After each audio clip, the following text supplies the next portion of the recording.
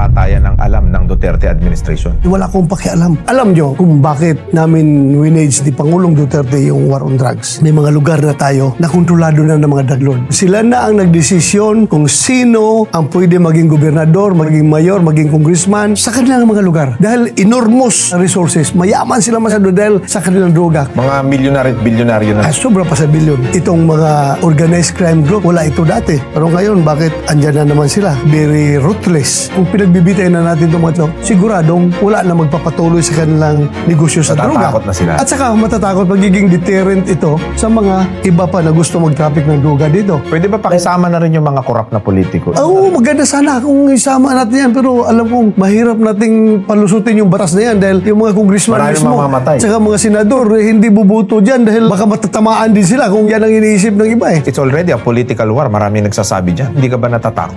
Sa Diyos ko na lang yung aking buhay. Kasi nandyan na naman ang mga drug lord. May kapangyarihan na naman sila ulit. Andyan na naman sila. Yung dating drug lord na hinahabol natin ngayon, ay tumatakbo na naman na mayor sa isang lugar. Ano?